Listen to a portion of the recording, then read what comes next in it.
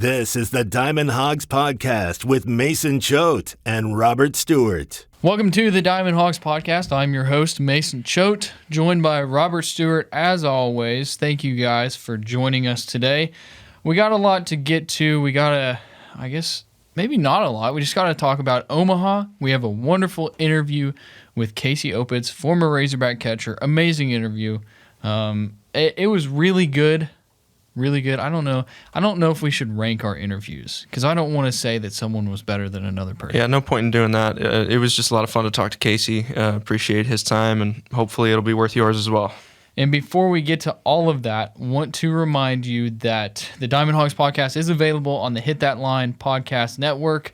That is where you can find all of your listening needs for Arkansas athletics. They also are with ESPN Arkansas, so go listen to their shows, Morning Rush, Halftime, and the afternoon show, Ruskin and Zach.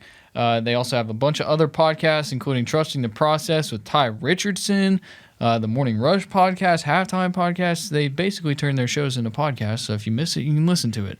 You can also find the Diamond Hogs podcast there. Some of you might be listening to it, listening to us right now from the Hit That Line Podcast Network. So thank you for doing that. We're also available on HawgBeat.com. That is the best coverage of Arkansas athletics around. You know Andrew Hutchinson. He does it better than anybody. Alex Trader, myself, Kevin Bohannon, Robert Stewart, Pete D'Alessandro. All of us, we're doing a great job over at HawgBeat.com. Nobody covers Arkansas baseball better either. I mean, the key takeaways, the stats, the in-depth analysis stories, everything you need. Plus, go to the Trough. You can get in on the game thread, talk about everything you want, give your opinion on the team. So go to HawgBeat.com, get yourself a subscription, and click subscribe on the YouTube as well. Also, please give us a rating on Apple if you're listening on Apple. It's not hard. If you think it's 5-star, hit the 5-star. If you think it's 4, hit 4. And if you think it's worse, then please don't give us a rating. Please. Please only give us positive feedback. Yeah, we don't need the negative feedback. I guess sometimes constructive criticism is good. Oh, for sure. I mean, if there's something that we're not doing that you'd like to see us do, then let us know. Also, I've had a couple people reach out to me on Twitter about sponsoring with the podcast. If you're interested in sponsoring with the podcast, hit me up on Twitter. It's at Choate Mason. We can talk about prices. We can talk about packages we offer. We would love to help your business get your name out there as well. Especially, I feel like our brand is growing very quickly, and it's not even, basketball is still going on. So if you want to get your business name out there, hit me up. It's at Choate Mason on Twitter. But we are brought to you by the First Seat Pub and Grill. I said Pub and Grub. It was 2 a.m. I'm so sorry. It is the First Seat Pub and Grill. They started out as just late night conversation between husband and wife, but now it is one of the best burgers in Bentonville, probably the best burger in Bentonville. If you're trying to go have a nice burger, a nice drink, a cold brew, go to the First Seat Pub and Grill in Bentonville. They're at 106 Southwest 2nd Street in Bentonville, Arkansas. A lot of people were in town Wednesday for the baseball game and the basketball game. I hope that some of you went to the First Seat Pub and Grill because it was probably way more worth your time than going downtown Fayetteville, going to Dixon. Don't get me wrong, Dixon is great, but it's just so busy all the time. All the time. And your service is going to be so much better at the First Seat Pub and Grill, so go check them out. And don't forget our friends back in Central Arkansas, Southern Lawn Service. They're serving that area. They specialize in landscape maintenance for apartment complex communities and industrial sites. They do landscape projects for residential, commercial, whatever you need. They have everything, including drainage solutions, new installs, landscape remodel, landscape design, hardscapes such as retaining walls or paver patios. And they've also got bulk landscape supplies, mulch, dirt, gravel, landscape rock, sod, you name it, they've got it. They're located at 1 Lee Road in Conway, Arkansas. You can visit them on site or give them a call at 501-514-3463. That is Southern Lawn Service. All right. I guess we should probably start with Omaha. Midweek game on Wednesday. Arkansas is now 5-2 on the year. Won the midweek. A little bit worried going into it because it's like the bats aren't going, and what are midweeks for? It's for hitting the ball. And it was a get-right game. It was a get-right game. Arkansas wins 15-3. Took a little bit there Had to wait until the 4th to really see the fireworks start. Yeah, and before we get into something, I had an exchange with Twitter user RibbyQ during the Louisiana game on Sunday. I was looking for this stat, how many first pitch strikes that were called against the Razorbacks in the Stanford game. Sorry about that. I can't find it. You can blame the Peak Events, who is the sponsor of the Round Rock Classic. Their stats interface was kind of lousy. But RibbyQ pointed out that was probably getting the Razorback bats, behind accounts, and it was hard for them to recover. But that wasn't really an issue against Omaha on Wednesday because the bats came alive. I mean, there was offense. There was consistent offense. Like you said, it took them until the 4th inning, but it started with a Brady Slavens home run, and they hit around both of the next 2 innings. Yeah, before we go into it, I have 2 things about what you just said. First of all, you said Twitter user RibbyQ. You sounded like you were 80 years old when you said that. RibbyQ on Twitter. Okay. This is Whatever. A teaching moment, Robert. Not 80 years old. Robert is he's an older gentleman at heart. Also, yes, blame Peak Events, but now that we're no longer in Round Rock, I just want to say the Round Rock Classic did not provide us with dinner on Sunday night, and that was very disappointing because not only did the game last until 11 o'clock, we also had to do the post-game press conference after a doubleheader, and we also had to record our podcast. So we had to go get dinner before recording our podcast at midnight because they didn't provide us with dinner. Are you kidding me? Anyways, we had some good food, but it was just later than we wanted. We're credential media. I might sound stuck up, but you're supposed to provide food for the media. On a day where there should be 3 games, there should also be 3 meals. There was only 1 meal, and it was cold wings.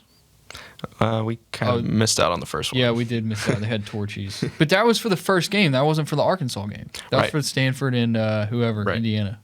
Anyway. So it was lucky that we got there early. Okay. Also, I've had a lot of people reach out to me about our trip mishaps. Yeah, it was pretty bad. That's all I have to say. It was Murphy's Law in effect, I would say. Yeah. And thank you to all the people supporting my cause of hating the state of Oklahoma. So, all right, let's actually get into Arkansas baseball. So, yes, Wednesday, Arkansas wins 15-3. You mentioned the Brady Slavens home run that kicked things off. That was great for Brady Slavens after the Golden Sombrero against Stanford. Yeah, he needed to bounce back, was having a tough year. Let's see, yesterday he went 1 for 3 with the home run, so batting average still just sitting at 286, but he got it back up. So that's good. And honestly, we said it already, but it really launched the offensive explosion. I mean, we talked to Michael Turner and Brady Slavens after the game yesterday, and the questions that they got asked, they were like, yeah, that absolutely did get everybody going, and it showed. I mean, I was just looking through my scorebook, and I think I found only 11 innings where the Razorbacks had multiple hits in an inning out of 66, which is not great from an offensive perspective, but I couldn't find any with more than 3. And in the 4th inning, when they hit around, they scored 5 runs on 4 hits. So that was big. And then they kicked off the 5th inning with 7 consecutive hits, including 2 2-run bombs from Michael Turner and Peyton Stovall. Both of them their first as Razorbacks. Friend of the podcast, Michael Turner. That's right. And can we talk about that bat flip? It was beautiful. Okay, I have been struggling. I've created a tweet about 3 times where I basically am praising Michael Turner, but I don't want it to seem like we aren't covering the team neutrally. And I feel like if I was to do that, I am then favoring the team. I'm just a big Michael Turner fan. He's a likable guy. He is. He's a very likable guy, and he's a great baseball player. He's been Arkansas's. If you look at it, who's been? It's probably between him and Battles of who's started the year better at the plate. Right. Yeah. Robert Moore's hitting 362, but of the regular starters, Michael Turner leads the team with 381 batting average. Yeah, that's what I'm saying. Let's see. He's got 8 hits on 21 at bats, 6 RBI. Moore leads the team with 8 RBI right now. He's also had 4 more at bats. He has 1 more hit. So, yeah, Turner hasn't played every day. That's the thing. Yeah. I mean, like you said, I do my best to keep a pretty objective tone of voice on Twitter and here on this podcast, but I'm gonna break that to say that was a hell of a bat flip. Turner time, dude. I'm a big Michael Turner guy. I'm not afraid to say it on the podcast. On Twitter, I feel like I'm a different person on Twitter. I don't know. Anyways, so yeah, Turner went 3 for 3, 3 RBI, and then you look at Lanzilli. I mean, Chris Lanzilli finally. Yeah, the Hogs, yes, Chris Lanzilli finally, but also a hit with the bases loaded finally. What were they, 0 for 11 going in, right? Is that this? No. They were, I think the stat was, I'd have to pull it up. I think they were 1 for 10. I might be wrong. I thought they were 0 for, because a lot of people in the press box yesterday were talking about how that was the first hit with the bases loaded, and Dave Van Horn commented on it after the game. He said, that was like the first really big game separator hit that we had. And you know what? He's right. I mean, they did not have, if you look at the whole weekend in Round Rock, I'm pretty sure they didn't have a single hit with runners in scoring position and 2 outs. Okay, no, you're wrong. I'm looking right here. This is during the Louisiana game. I tweeted this out. Arkansas is now 0 for 10 at the plate with bases loaded this season. And that stat came straight from Andrew Hutchinson, who I trust. Okay. So they were on pace to go 0 for 11, but they got the hit with Chris Lanzilli. Yeah. Wait, did I say 1 for 10? Yeah. Oh, so we were both wrong. I know they were 0 for. Anyway, yeah, so bases loaded, that was a nightmare. Looking at Round Rock, they were 0 for 8 with runners in scoring position and 2 outs. Bases loaded, 2 out. You got Chris Lanzilli coming up to the plate. He raised his average to 250 yesterday with a 2 for 4 day, so he wasn't, tearing it up or anything. So for him to get that 2-out double with the bases loaded, knock in a pair of runs, that's a game separator. It is. And Lanzilli's a guy that I mentioned this on the Hog Beat Hour podcast as well. He's a guy that coming into the year, I did a player preview for him for HawgBeat.com. Go check out HawgBeat.com. Subscribe. They have a student deal going on. It's like $11.95 a year. Well worth your money if you're a student. Email Andrew Hutchinson at andrewhutchinson413@gmail.com. Okay. I did a player preview on Chris Lanzilli, and I was like, this dude is going to destroy at the plate this year. And He has not shown it. And then he comes in against Omaha. I know it's Omaha. We're not overreacting, though, because this team was so bad at the plate going into this game this year. And that's not an overreaction. For what this team should have been to start the year, they needed a game like this bad. Right, and outside of Stanford, they haven't played any special teams yet. So It's not like Omaha was that far below the level of competition that they've been playing against. So unless Illinois State is doing good, I haven't kept up with that. I haven't either. I'll look while you're talking. Yeah, they needed that game bad, and you got three games coming up against Southeastern Louisiana. They're listed as Southeastern, just Southeastern on the Razorback website for some reason, but yeah, it is SELA, as many of you may know. Okay, I found the Illinois State thing though. They're 4-2. The 2 losses coming against Arkansas. So they had a sweep last week. They swept Western Carolina at Western Carolina. I don't know how good Western Carolina is. But they're playing at Arkansas State this weekend. Former Razorback Casey Opitz playing for the Red Wolves. Red Wolves. Yeah. Right. And Southeastern Louisiana will be in Fayetteville this weekend. They're from the Southland Conference, so Southland Conference. Whatever. Bully me. I only know that because I'm from Conway, and that's UCA is in the Southland Conference. I understand. All right. Anyway, not a big threat of an opponent this week, I don't think. I mean, we've mentioned this before. Dave Van Horn is talking about scheduling opponents that he thinks could win their leagues. So, maybe a tournament team at the end of the year, but a team that number 3 Arkansas should be able to keep its offensive momentum going against. That is correct. I'm pulling up their schedule right now. They are 4-5 on the year. Let's see. They lost to Louisiana Lafayette, a team that Arkansas beat, and they just most recently on Tuesday lost 21-3 to Tulane. But then, did you say 21-3? 21-3 to Tulane. Holy shnikes! But listen, then the next day, Wednesday, they go Where is this? They played La Tech, right? Yeah, they played Louisiana Tech, and they won. How about that? 4-3 over number 25, Louisiana Tech. Was that in Ruston? It was in Hammond. Which is the home of Southeastern Louisiana. Okay, yeah. They haven't had a road game. Oh, wait, no. Louisiana Lafayette was a road game. So they've also played 2 weekend series, yes? One of them was against UAB. That was last weekend? Yeah, and then they played SIUE. I was looking at this earlier. That's Southern Illinois University Edwardsville, I think. It's a suburb. It doesn't matter. It's a suburb of St. Louis. Yeah, well, that's the thing. They're not playing really anybody that threatening. Ooh, they play Ole Miss in a midweek later on this year. So an interesting test for the Rebels. Anyways, okay, so let's talk about Arkansas pitching in the midweek. So we saw some guys. Adamiak started the game, then we got to see some guys that we needed to see. One of them being Evan Taylor. And later on in the episode, we talked with Casey Opitz about Evan Taylor. He had some pretty high praise for him. Absolutely, and so does current catcher Michael Turner. That was probably the best Turner quote. time. There you go. That was probably the best quote we got from him yesterday. Is he said like he had Taylor ranked as his number one pitcher coming out of fall ball, and I think he had gotten a couple of outings to date. Wait, he said what? He said that he was. Michael Turner said he ranked Evan Taylor as his number one pitcher coming out of fall ball. Not like overall or relief. I thought he meant overall, but I don't know if he specified. Yeah, I know. Now Evan Taylor has had. Why haven't we seen him then?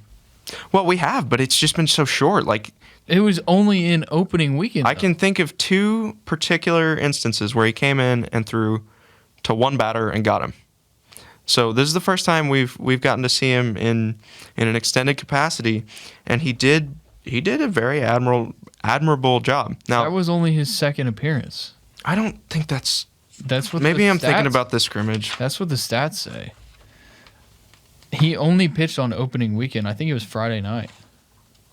He pitched Saturday. Evan Taylor did. Yeah, he pitched in the 5-1 win. He had a looking strikeout against Illinois State cleanup guy Jake McCaw, and that was it. Okay, so yeah, it's only his second appearance. I was thinking back to the scrimmages. My bad. Yes, so we got to see Evan Taylor in an extended capacity, and we had this discussion in the press box yesterday. When the starter's outing is so short, Mark Adamiak didn't even get through the third, and it's a blowout like it was. It's not just whoever comes out of the pen first gets the win. It's scorer's discretion, and we collectively decided that, I mean, Evan Taylor was the best guy out of the bullpen yesterday because he faced 6 batters, sat them all down, had a couple of ground outs, a fly out, pair of strikeouts, and then another ground out. So, and the most impressive thing about Taylor's outing is, or at least in Dave Van Horn's eyes, and I tend to agree with this, is that the Hogs scored 7 runs in the bottom of the 5th. He pitched the 5th and the 6th, so he had to wait probably 30 minutes. He was up in the tunnel trying to stay warm, while the Hogs sent 12 guys to the plate in the bottom of the 5th inning and scored 7 runs. That was something I was going to mention. If you didn't, that was impressive as well because he goes 3 up, 3 down, and then waits like 20, 30 minutes, and then goes 3 up, 3 down again. Pair of strikeouts and a soft grounder. Yeah. So good for Evan Taylor. You also got to see, so you saw Adamiak and Toll. Toll's a guy that you've seen a few times now. Adamiak as well. But you got to see Tigert, Gabe Starks once again. We've seen him before, and then finally got to see Nick Moten. Yeah, Tigert and Moten making their Razorback debuts. They gave up a couple of base runners, but you know what they did? They left them on base. Moten made a nice play at the end there to tag out the runner and end the game. He was trying to score on a wild pitch and took care of business. Boy, that was a long game yesterday, wasn't it? Yeah, it was 4 hours. It was. And I know because I wasn't, I'm going to be honest, I couldn't go to the game. I had family in town. And it felt like for like a 4-hour period, every time I checked, the game was still going. Right. So I did watch periodically, though. I got to see Brady Slavin's home run, and I got to hear Turner and Stovall's home runs on the radio. Yeah, let's see. Slavin's went. Did Stovall's go like dead center? It was about the 400 marker at the where the wall turns in left center. Yeah. It was about over there. Like it was still in some sunlight. It didn't have the shadow of the batter's eye, but it was beyond where anybody was sitting in the hog pen. It sounded like a lot of people thought that he got robbed. It certainly looked that way because the center fielder put a pretty good effort on it, but he came down and he wasn't, he didn't jump back up, arms in the air, celebrating a catch. So how good do you think that's going to be for Stovall's confidence moving forward? I think it's going to be really good. I mean, I think that he finally got his first home run and that he got in on all of the offensive explosion yesterday, Wednesday. I think that's got to be good for him. I think the nerves have been getting to him. We haven't really seen the patience that I have preached that I've seen from this guy in scrimmages. But I was late to the game yesterday. I had a presentation to give in class, so I missed the first couple and a half innings. I didn't see this, but he struck out to lead off the bottom of the first, but he saw 10 pitches. So it seems like he's getting back into his groove where he the hitter wants to be. And getting that first home run, I think, is going to be of benefit to him. Yes. You also got to see some other young guys, Drake Varnado, Max Solis. He had an RBI double. He did, and Varnado struck out twice, so that was unfortunate. You got to see Leach come in for an at-bat, and then Kendall Diggs got a walk. Kendall Diggs has been in 2 games this year and has reached twice. So, yeah, something to keep an eye out for, I guess. Let's see. He's got 4 at-bats. He's got a hit and a walk. Good for Kendall Diggs. That's 400 OBP, if I'm not mistaken. Let's see. You are not mistaken. You are correct. Good math. Okay. Let's look ahead to this weekend. So same starting rotation. Connor Noland. Actually, no. Let's do an ad read real quick. Yes. One more thing. Again, I said I was late to the game. Didn't get to see Mark Adamiak throw. That was probably disappointing for Dave Van Horn and the Razorbacks. I remember he said something after the game about he wasn't throwing like we wanted him to throw. Can't comment on it because I didn't see it, but I guess it's unfortunate. Okay. First Seat Pub and Grill. Go see them in Bentonville, Arkansas. Best burgers you will have in the city of Bentonville, probably in Northwest Arkansas. And not only are you getting the best burger, you're getting the best service, you're getting some great drinks, and you're also able to spend some time with the people you love. So if you and your wife are in the Northwest Arkansas area, you're looking for a good place to go to dinner, go to the First Seat Pub and Grill. My wife and I will probably go there for date night this week. And yes, for those of you who are like, what? Yeah, I'm married. So what? He's a happy man. I am a happy man. Anyways, go see the First Seat Pub and Grill in Bentonville.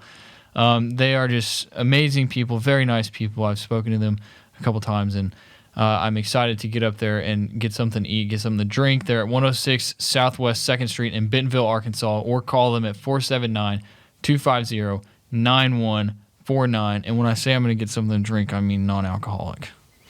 Not yet 21, but we're getting close. No, it's our birth month. Happy early birthday, buddy. Same to you. All right, we're also brought to you by Southern Lawn Service, serving the greater central Arkansas area. They specialize in landscape maintenance for apartment complex communities and industrial sites. They've got landscape projects for residential and commercial of all sizes. So hit them up, 501-514-3463, or go see them at One Lee Road in Conway, Arkansas. They have you covered. Drainage solutions, new installs, landscape remodel, landscape design, hardscapes, retaining walls, paver patios. They've got it. And they've also got bulk landscape supplies, mulch, dirt, gravel, landscape rock, sod, you name it, they've got it. Again, One Lee Road, Conway, or 501-514-3463. All right, weekend rotation will stay the same. So Nolan on Friday, Smith on Saturday, and Wiggins on Sunday. Yeah, there's no reason to change it. I mean, you heard Dave Van Horn say Wednesday after the Omaha game, all 3 of them are throwing well, and we talked to Casey Opitz about this as well. The one, I guess, poor outing by a starting pitcher this year came against Stanford, and it was from freshman Hagen Smith. Now, Casey said it. I'll spoil it a little bit. Casey said it. This is an Omaha team. Stanford is.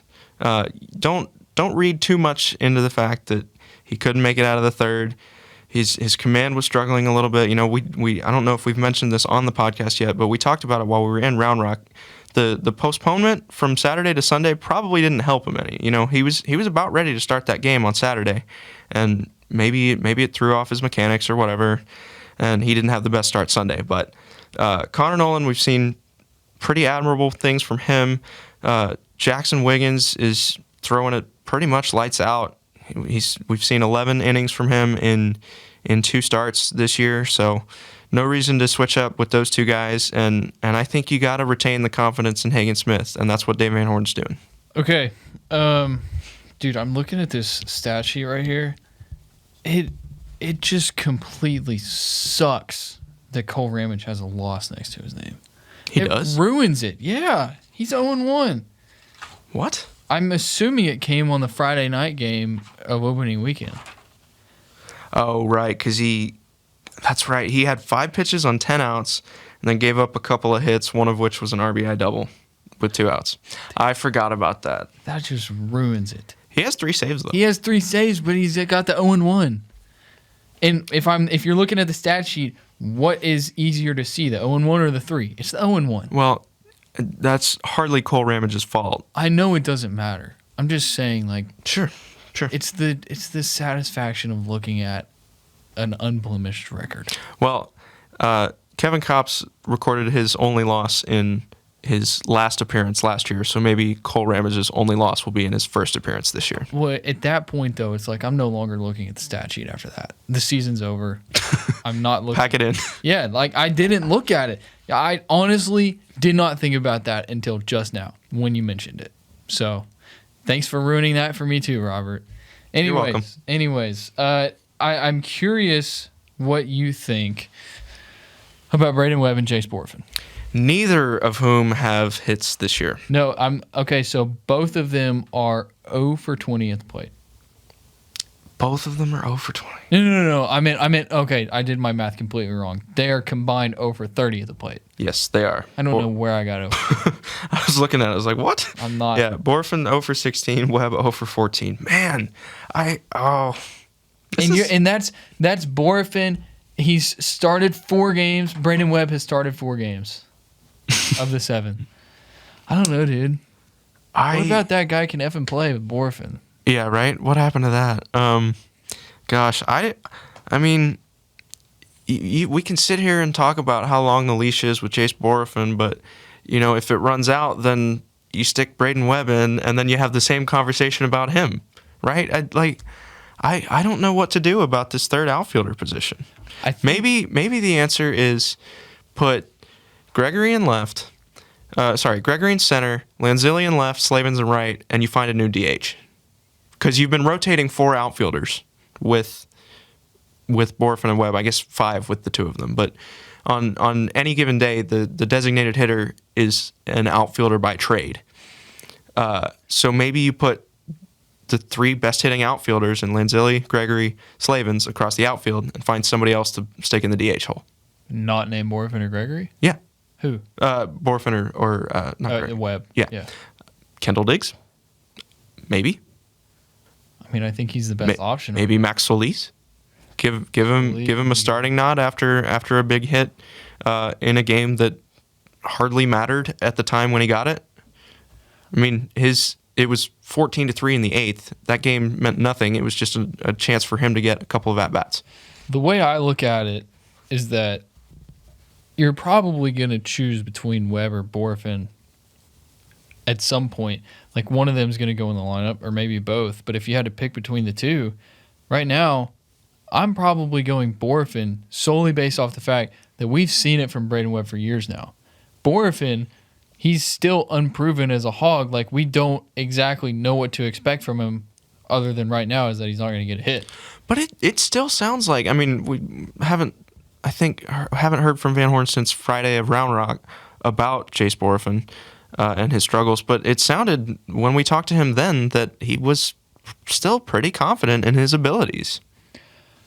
I mean, yeah, it's baseball. You go in slumps. I mean, when Matt Goodhart was, 1 for 30 last year? I mean, you're still going to put Matt Goodhart in the lineup. Mm-hmm. So it's baseball. It happens. But it's a talking point. Sure. And I think the biggest thing is with Braden Webb. Like, this is what we've known from Braden Webb, though. Like, I think I saw a stat on the trough over at HawgBeat.com. That's their premium message board. I think I saw a stat. Now, don't quote me on this because I don't know it exactly. I think it was – do you remember what I said? It was something like – non-home runs, is that what you were talking about? I think, yeah, he's had like 10 non-home runs in the past 140 at-bats. Yeah, something like that. It was very close to that. It's like how many of those were actually home runs, too? Right. I mean, we know the power's there. When he connects, the ball leaves the yard. I don't know, man. Maybe what we should do is place bets on who we think is going to get a hit first. I can't believe Webb went 0 for 5 against Omaha with 2 strikeouts. Yeah, everybody else, every other starter had a hit. But and I do know that one of his hits was a deep hit to center field. Yeah, like right in front of the warning track. Yeah, but that doesn't mean anything. All it means is that he didn't get a hit. Right. It's a big fat donut for 14. I don't know. Was the wind blowing? Was the wind a factor at all on Wednesday? I can't remember. I don't remember. I was too focused on getting my scorebook in order after I missed 2 innings. Well, I think if it was a factor, you would have probably known. People would have been talking. People would have been talking about it. Yeah. Okay. What else do you want to talk about? I mean, like, it's Southeastern Louisiana. We can talk about the pitchers. I compiled their stats. Oh yeah. Okay. Will Kinsler? Yep. Kinsler, maybe? All 3 guys. Now, this is not confirmed. We haven't spoken with the head coach of Southeastern Louisiana, but doing my own research, looking at Friday, Saturday, Sunday from the weekend series, these 3 guys have started each day. So the first guy, Kinsler, both Fridays, he's a sophomore, 6'5", 180. He's a righty with a 2.45 ERA. He's 1-0 on the year, had a quality start opening day, 6 innings, no runs, 4 walks, 4 strikeouts, 2 hits. No decision last week against UAB, 5 innings, 8 hits, 3 runs, 3 earned, 2 walks, 5 strikeouts. You have to consider the competition they're playing, though. Right. We're talking about the Vowel School, SIUE, and Cougars. And UAB. So, right, yes, very good point. Have to consider the competition. Not going to be so easy when you go visit number 3 at their house. No. Then you got, I mean, they're all righties. They're all righties. That's the thing. You don't have to worry about the left-on-left narrative until the bullpen comes into play. Which is just, there might be something to it. At some point, it's no longer just a coincidence. Right. So that's, I mean, if you're Arkansas, that's great. You get all righties because Saturday, Hayden Robb, junior, 6'2", 200 pounds, 4.5 ERA. He's gone 5 innings both times this year. Couple of no decisions, 3 runs both times. 9 strikeouts total. And then Hunter O'Toole. That's a cool name. You think it might be O'Toole? Unlikely. Hunter O'Toole, righty, senior, also 6'2", 200 pounds. Wow, they're the same exact size. But glaring 7.2 ERA there. That's beautiful. That is beautiful. But his first outing was 5 innings, 7 earned, and then his second was 5 innings, 1 earned. So How can you this stat line from opening weekend Sunday is fascinating to me. 5 innings, 9 hits, 7 runs, all earned, a walk, and 10 strikeouts? They're either not making contact or they're hitting them all around the yard. Yeah, I don't know. Maybe it was just like he was dealing for 4 innings. Could be, and then just ran into a wall. Yeah. But bounced back. No way a coach would leave him in for 7 runs. I guess it depends on the situation with your arms. I don't know. Anyway, much better outing against UAB last week. Only 1 run, 1 earned. 4 hits, 2 walks, 6 strikeouts over 5 innings. So ERA went down considerably. And as long as nothing changes with the Southeastern Louisiana rotation, those are the 3 guys that the Razorbacks will see this weekend. Robert, Mississippi State lost again. Again? Yeah, Southern Miss. That's pretty remarkable. We need to start doing like an Around the SEC segment. Well, maybe. I told Andrew Ellis of a site that will not be mentioned. I told him maybe Mississippi State's just not good.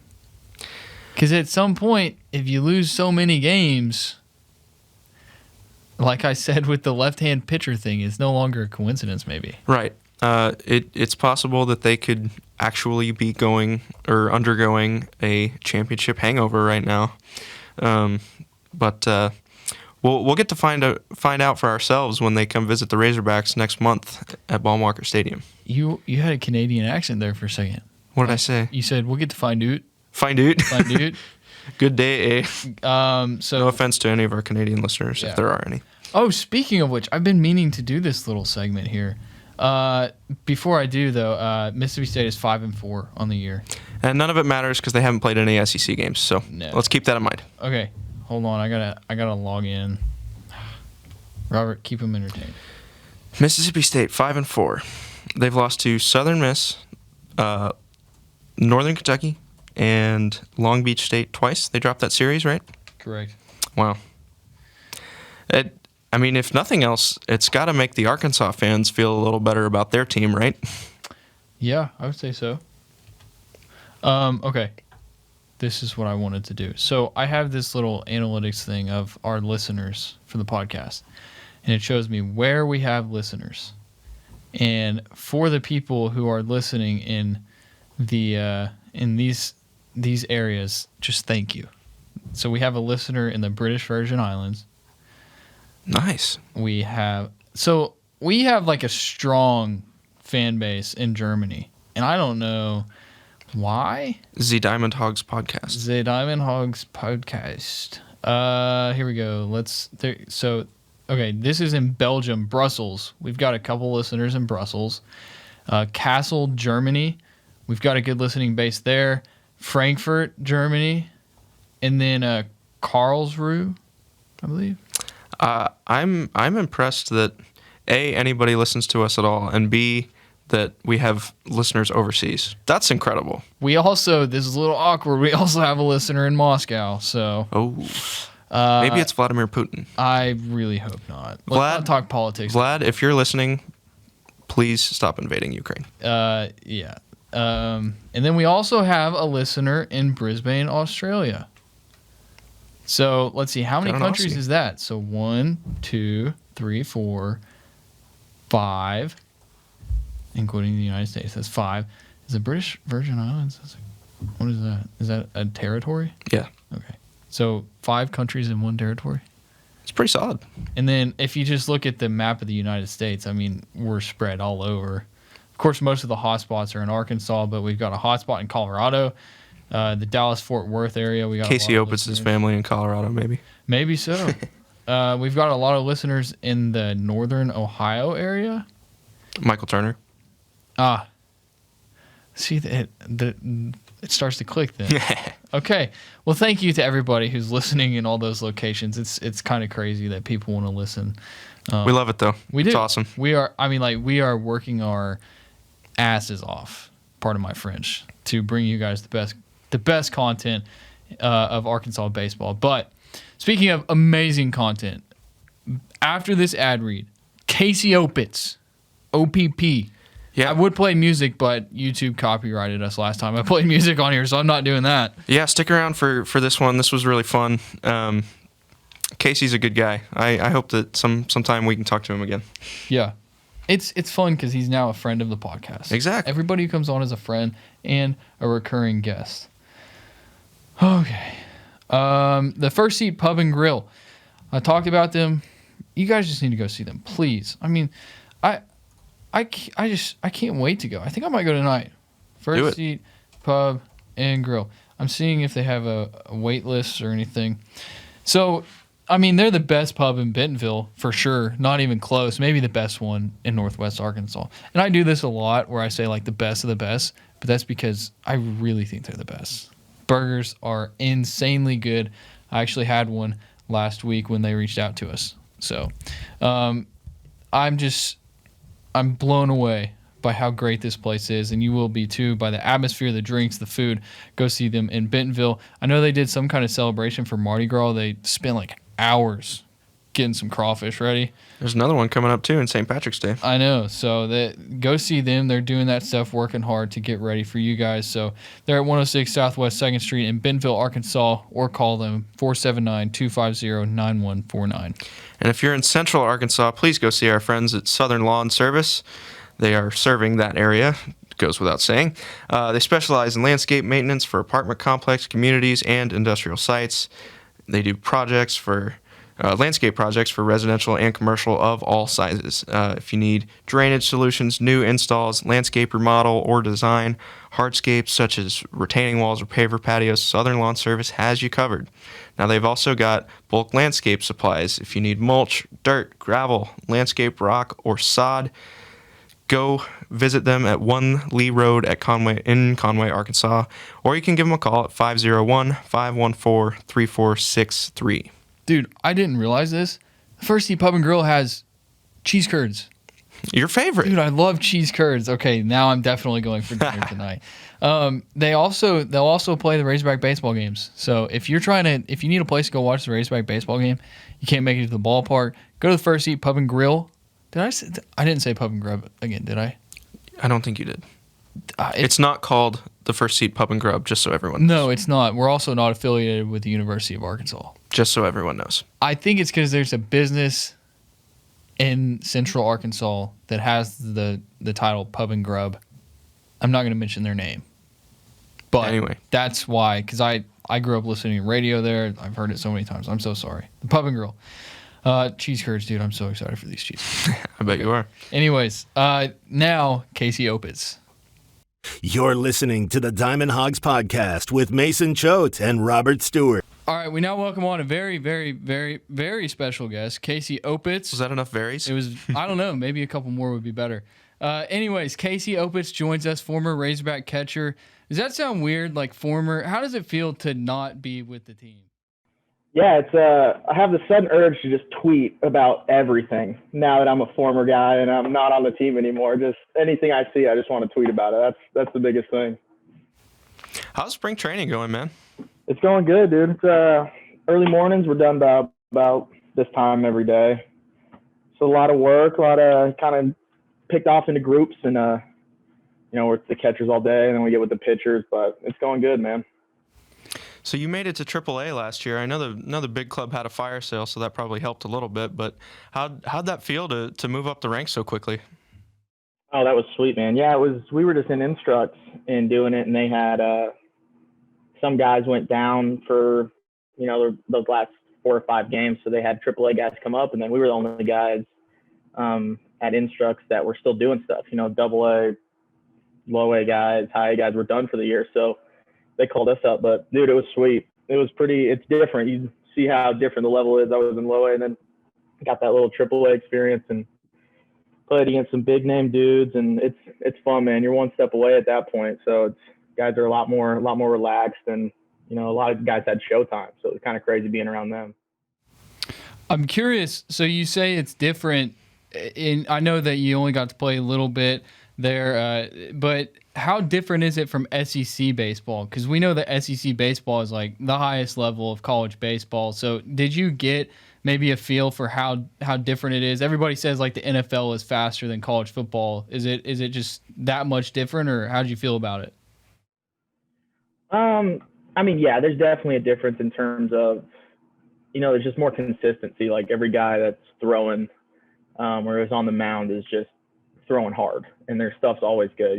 SEC, sometimes you'll have those guys that aren't the best, and they've been there for a while. But I mean, I couldn't compare any other level to that. I mean, that's the closest thing I would guess to what I was around. But you definitely see consistency and stuff wise that it's better at this level. Obviously, you go up the ladder and you see that.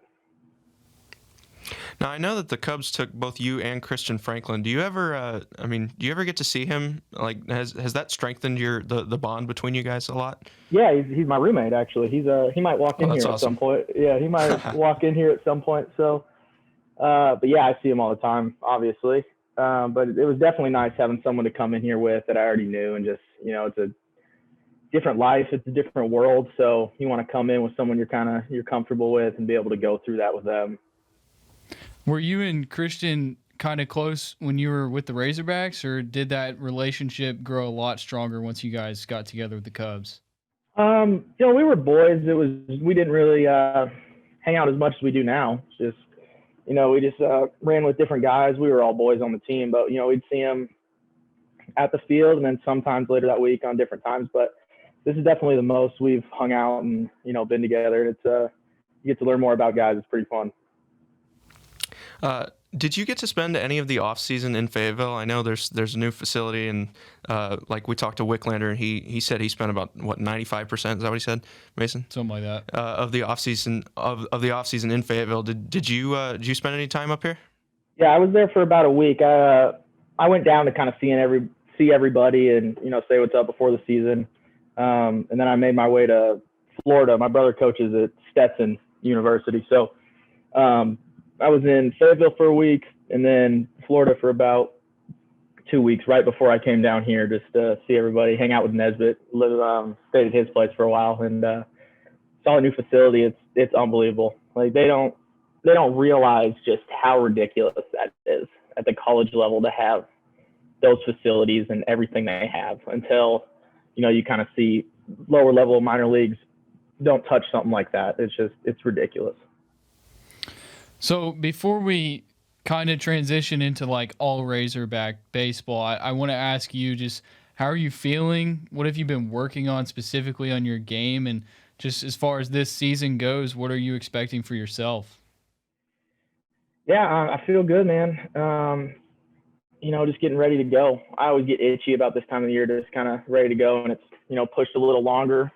And we don't start for another month to get out to, our affiliates, but I've just been, working on everything, dude. At this point, you're good in the SEC, and then you need to get better because there's a lot of guys that are always working and are always improving their craft. So whether it was catching wise, worked a lot with the swing. It was just no matter what, I just want to work with that, be healthy, get through a full season.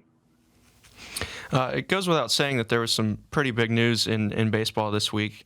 This is kind of a loaded question, but I want to get your general thoughts on the lockout, what it does for you in the minor league ranks, and then how it might affect the college game this year. College baseball is getting a lot more publicity because of it, which I think is awesome. It's a different world, college. There's a lot of passion. It's just got hometown teams like Fayetteville and everything that people don't really know about because, they're watching MLB baseball. So I love that aspect of it, that it's getting prepared. The lockout's it's kind of crazy for everybody because the minor league guys were just, going about our business and, it doesn't really change for us, but you see just a lot of the big league guys and the guys going through it, really trying to, make it better for us coming up. I don't have too much thoughts about it. It's just crazy that this is happening, but obviously both sides just have their different ideas of what they want to happen. And, until then, the minor league guys are going to work. Okay, one more question before we get to Arkansas stuff. I lied to you. I'm curious. So you're a Colorado guy. You got drafted by the Cubs. So you go to Arkansas, then you get drafted by the Cubs. I mean, what were you a fan of a Major League Baseball team growing up, and who was it? And was it weird getting drafted by the Cubs, or was that awesome, or what? I mean, I grew up supporting both my brothers played minor league baseball, so they were with the Cubs. My oldest brother got drafted by the Cubs, actually. Then he was with the Phillies, and then my other brother was with the Blue Jays, and he was with the Brewers. So basically, wherever they were, whatever the team was on, I supported them. I wasn't really too big into whatever team or whatever. I just supported them, whatever their team was. That was really all I remember supporting, just supporting them, supporting what team they're on, following them. So it's been kind of crazy to hear about the minor league life since I was 10 or so, and then now I'm finally in it. Yeah. So moving to Arkansas now, they're 7 games into the 2022 season. What really stands out to you about this particular team? A lot, man. You could tell everyone was worried about the bats, but, the last game really showed like that's the potential this lineup has. And obviously it's super early. There's no need to worry about anything. There's a lot of potential. There's a lot of young guys. There's a lot of guys that, I caught when I was there that didn't get a bunch of playing time that have come in and they've thrown strikes. That's the biggest thing at this level or at this point of the season is just throw strikes. Get comfortable being out there. Get comfortable being on the mound and, get those ABs. You got a lot of younger freshman guys that haven't played in anything like this. And it's crazy. I didn't start like some of these guys did my freshman year. So to have them come in and, being able to get comfortable and more comfortable throughout the season, it's going to pay off in the end. Speaking of some of those guys who haven't gotten a lot of pitches, Evan Taylor came in against Omaha, pitched really well. Michael Turner talked highly of him. Is that something that you were expecting from Evan, just knowing about him and who he is? Yeah. I knew Evan could have been just an unbelievable relief guy. He's got the stuff, dude. I faced him a bunch. I caught him a bunch, this last season when I was at Arkansas. And his stuff is ridiculous. Like, it's so nasty. It's tough for him to control sometimes. So that was the biggest thing was just he has to try to throw everything down the middle. And it was just at some point, once he gets enough experience and he gets enough playing time and he faces enough guys, he's going to learn to control that. And he can be a dude that is probably the least comfortable left on left at bat possible, just because he's big, he's lengthy, he kind of comes at it from that angle, and his stuff is ridiculous. So I'm hoping he has a big year. I expect him to, just because of what I've seen from him. Now, there are some people who are really eager to draw the comparison to between 2022 Cole Ramage and 2021 Kevin Kopps. Effective long reliever. What have you seen from Cole this year? And was he due for this kind of start? Oh, 100%. I was with Cole. We came in together. I lived with him for a year. He's been one of my boys for those 4 years. So you just always knew he had the stuff. And at one point, it's going to take its next step.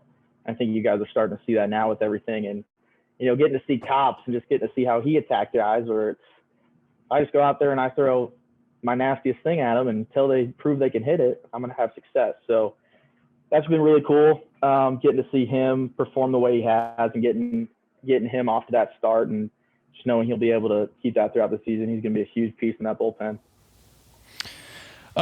We've had Michael Turner on the show. Big fan of Michael Turner. I'm curious what you think of him. He's wearing number 12, so did he have to get your blessing for that or no? And just what do you think of Michael? No? Okay.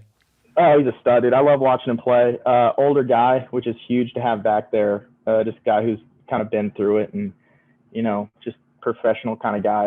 It was definitely weird seeing a lefty hit with the number 12 on, who's the catcher. That was the weirdest thing. I think I threw that first game on when I was in the airport, and I couldn't wrap my head around it. It was so weird. It was like I was watching a replay or something. But I'm excited for him, man. He's fun to watch. I just love watching the guys that, come through and be able to see those guys like Leach play and guys that I knew and other guys coming back there. It's just, I want that to be catcher you, man. That'd be the best thing. Yeah, you got to spend a lot of time with Dylan Leach last year, I imagine. How what have you seen from him this year? We've heard Dave Van Horn say that he wants to get him a lot of innings back there. You think he deserves it? Yeah, absolutely, and that's huge to be able to have two guys that the pitchers trust and that you can trust putting back there. Just how long of a season it is, and how once you get into SEC play, it's a freaking dogfight every single weekend. And guys just go at each other. There's going to be foul tips, busted up fingers, yada, yada, yada. It's just, if if Turner at some point can't go and you haven't had a guy prepped and given this opportunity throughout the year, it's going to be real hard for him to come in and do what he needs to do in such a crucial position like catcher. So I love that he's getting that playing time, getting that experience, and just adds that up. So after the Mississippi State series last year, Kevin Kopps said basically he just vibes with you. What kind of relationship did you guys have? And I'm sure you were probably vibing with other pitchers as well, but was it just that easy for you? And I guess maybe how's that going for you now that you moved on to the minors as well?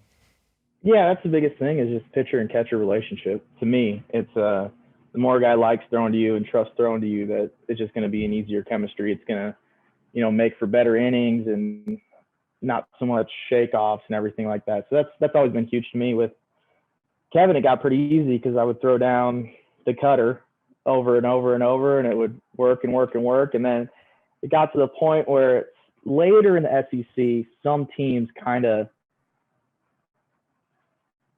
were able to make contact is all I'm going to say. Because there wasn't too much, but they were able to make contact. So it's like, okay, now let's show off the changeup. Let's show off the fastball. Let's show off the big curveball.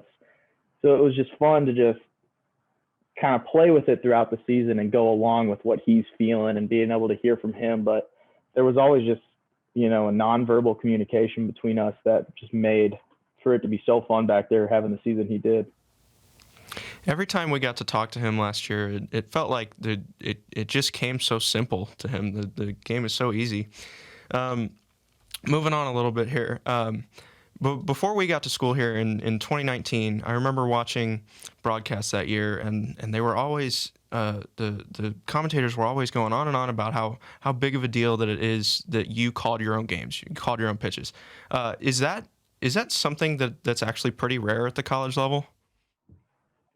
I mean, I didn't think it was that crazy. It was I came in and Grant Cook was doing it, so that's all I kind of realized. But then you got the earpiece part, and now Vandy's using these things on the wrist, and it's just like, okay, that's like a big thing. We're losing a major step in what comes next.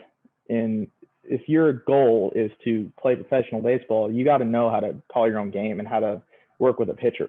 So that's just, I've never liked that. We used the earpiece, and it was really never telling me a pitch. It was like a plan. It was like, okay, this is how we could attack this guy versus let's throw this now. Maybe there was one or two where he was like where Hobbs was really, committed to a pitch. But other than that, it was just more of a idea put in my head, and I could go from there based on what I'm seeing. But it's kind of wild. Just seeing how it's almost like reversing of how we want kids to have less to think about when it's like, dude, you got to think in that position. That's all you do is you think back there and you figure out what's going to work and what's not going to work.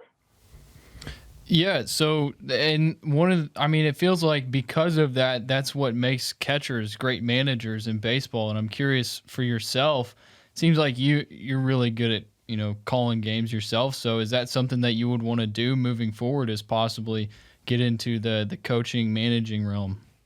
Oh, 100%. Absolutely. That's I would want to do it at the, the college level, just because, that's what I was kind of did. Maybe it'll change the more I get through here, but yeah, absolutely, dude.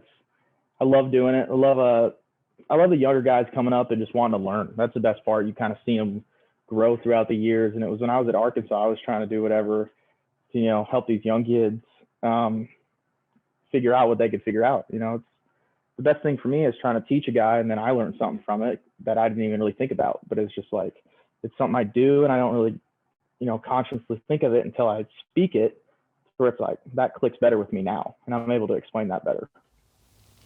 When you think about catchers becoming managers, it's, all you have to do is look up and you've got David Ross in the Cubs dugout. I'm wondering, he seems like one of the more player-friendly skippers there is, and it probably has to do with the fact that he very recently retired. But have you gotten a chance to talk to him and pick his brain a little bit? I haven't really got that chance. He got on a Zoom call with all of the drafted guys when we first got out here last year and just said what's up and that he's excited about it. And then I've seen him around here a little bit recently. I introduced myself, talked to him for a little bit, but really haven't got a chance to pick his brain, but he's definitely a guy I want to. All right. Did you know that Zebulon Vermillion was a musician? That dude has so many stories that, like, if he told me that at one point and it got lost in my memory because of all the other things he's got going on, I wouldn't be surprised. Like what? Give us an example. Just, his name is unbelievable. That was the first thing. It took me like a month to get over his name. It was just incredible. He was born in Colorado. Oh, man, he's a character, dude. He's a fun dude to just, like, see what he says. He's obviously an unbelievable guy, and, I got to talk to him all the time. But he's a fun cat to be around, dude. I wish I could think of something major, but it's just there's so many pieces with him. It's tough to think.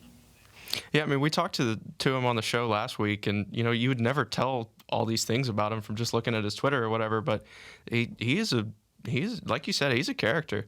On the topic of Arkansas pitchers, you faced them all as a hitter. I'm sure in scrimmages.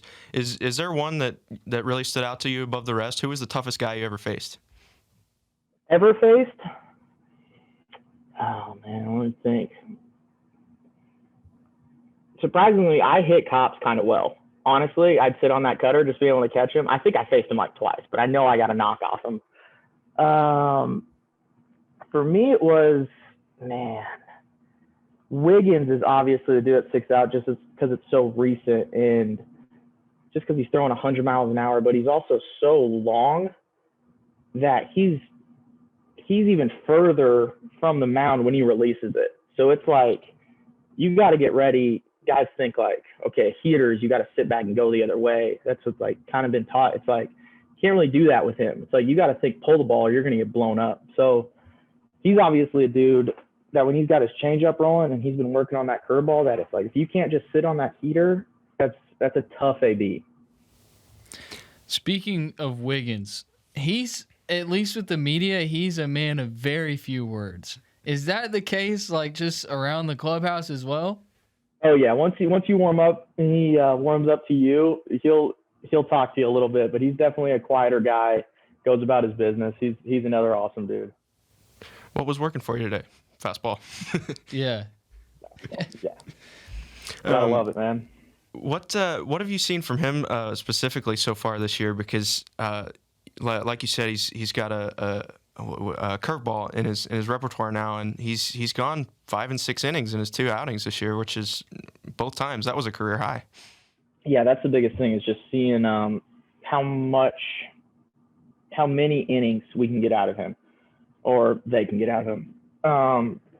Just being able to go longer and longer and keep that velo up is the biggest thing to me, because he has the stuff in those first couple innings. He did it last year. He has that, but it's just making sure that in the third, we're not losing too much velo.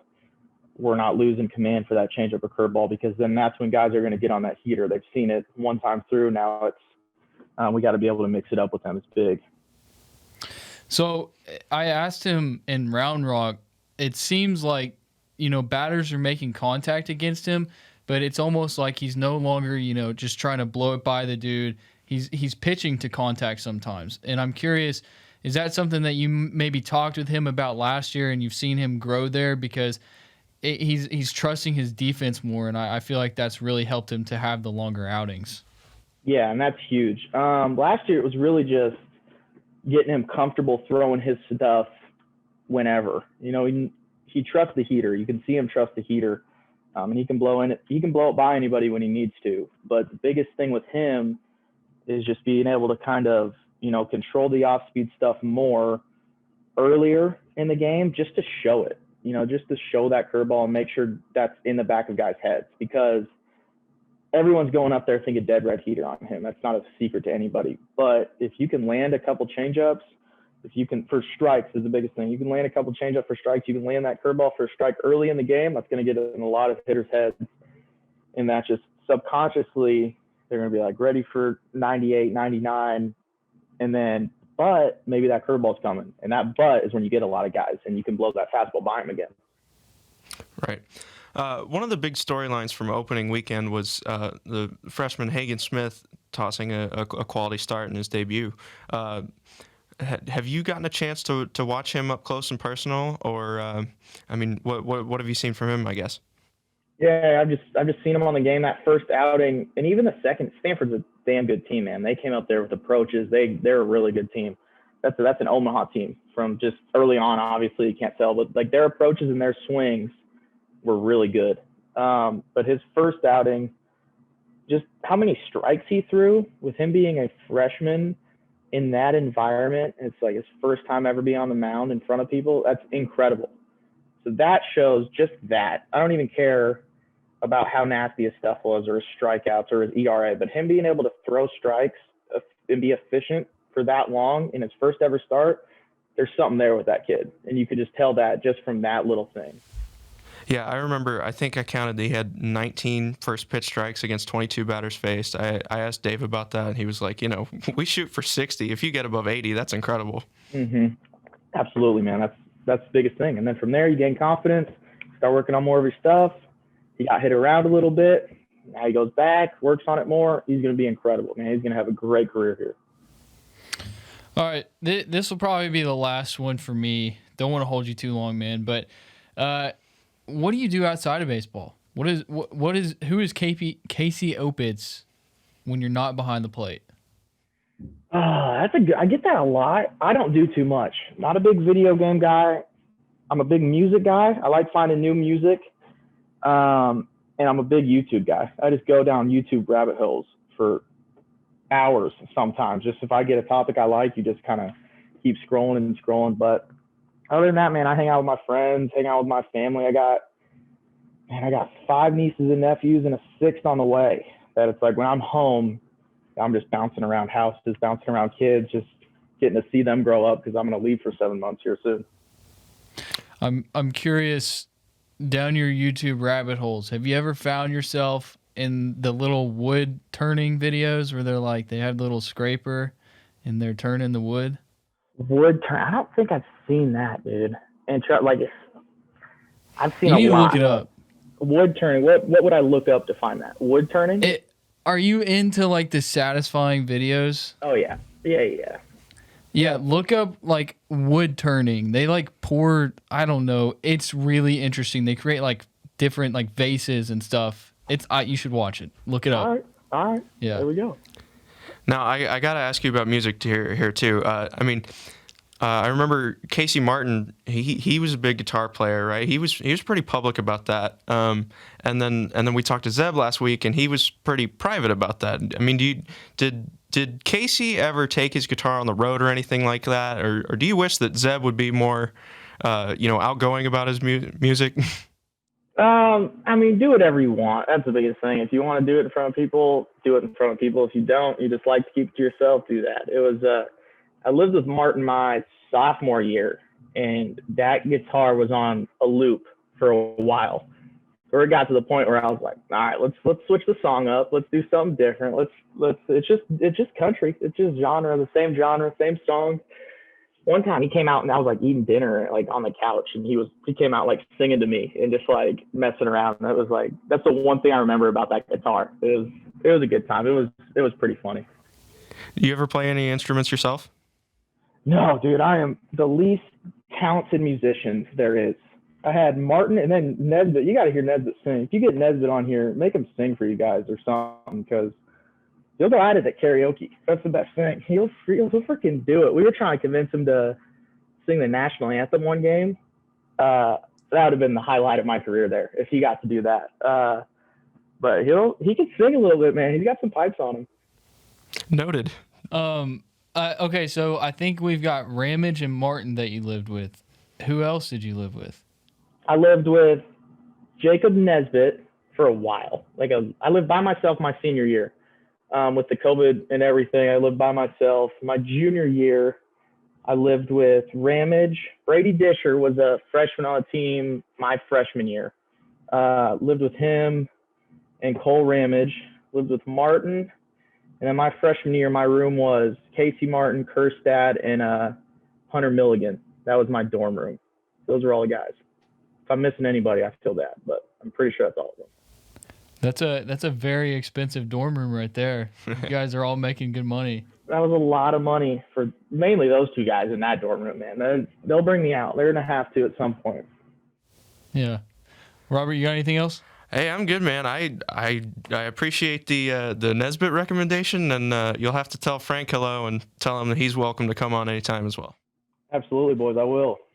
All right, cool, man. Well, Casey, thank you so much, dude. We wish you the best of luck this season, and we'll definitely be keeping up with you for sure. I appreciate it, boys. Thanks for having me on. Yep. All right, later, guys. The Diamond Hogs Podcast is the premier Razorback baseball podcast. All right, big thanks to Casey Opitz for joining us. I mean, that was just awesome. I'm so excited that we have like former Hogs who want to talk to us, and it seems like they have a good time. Like, I don't know, they might not like your questions because you're kind of a nerd, but Sure. I feel like they have a good time with me. Definitely. Okay. Yeah, I mean, we talked about how it's cool that people listen to our show, but it's also really cool that, we can get players to come on our show. That's awesome. Yeah. Anyways, before we go, we got to tell you about our sponsors again. I mean, First Eat Pub and Grill. I got to go get those cheese curds, dude. I'm already about to place my online order, go pick it up and take it to my wife at home. Gonna get a burger too. I'm a burger guy, and they have amazing burgers. I did see that for Mardi Gras or Fat Tuesday, they did Mardi Gras. Get it? Mardi Gras fish. Mardi Gras Dad, fish. whatever you want to call it. Yeah, so go see them at 106 Southwest 2nd Street in Bentonville, Arkansas. You can order your food online if you want, or give them a call and order over the phone. The phone number is 479-250-9149. Thank you, First Eat Pub and Grill, for sponsoring us, and thank you for your support of Razorback Baseball that we are not affiliated with. That's right. And thank you to our friends at Southern Lawn Service, serving the greater Central Arkansas area and specializing in landscape maintenance. They do landscape projects for residential, commercial of all sizes, particularly apartment complex communities and industrial sites. Now, if you need drainage solutions or new installs or landscape remodel, design, hardscapes, retaining walls, paver patios, if you need any of those things, give Southern Lawn Service a call. They've also got bulk landscape supplies, mulch, dirt, gravel, landscape rock, sod, you name it, they've got it. They're located at 1 Lee Road in Conway, and you can give them a call at 501-514-3463. Wait, Robert, if I'm in the Central Arkansas area and I have a truck but no way to load that stuff, could they do that for me? I think you could give you could give Southern Lawn Service a call, and they would take care of you. Okay. Thank you, Southern Lawn Service. Yes, thank you. My yard is going to be fixed. Anyways, so Arkansas's got Southeastern Louisiana this weekend, Friday at 3 p.m., Saturday at 2 p.m., Sunday at 1 p.m. SEC Network Plus, don't have to worry about Flow Baseball. We haven't done a Flow Baseball rant. We need to have Hutch on to do a Flow Baseball rant, because I was talking to him earlier today, and there were a lot of explicitives. Is that Expletives. Right? Expletives. I feel like, what's that? What did Bert Kreischer say? Coagulated. Coagulated. That's what it was. Gosh. There's no L. Anyway, yes, sounds like Allegiant and Flow ruined the Round Rock Classic for a handful of people. So, Yeah. Good thing we're not going back there. Good thing we are not. Yeah, we as in you and me, not the Arkansas baseball team, because we're not affiliated with Arkansas. No, we're not. But we're looking forward to having Andrew Hutchinson to discuss that with us sometime soon. Yeah. All right. Well, thank you guys for listening, and we will talk to you on Monday. You've been listening to the Diamond Hogs Podcast. Follow the guys on Twitter at Choate Mason and at drstew32.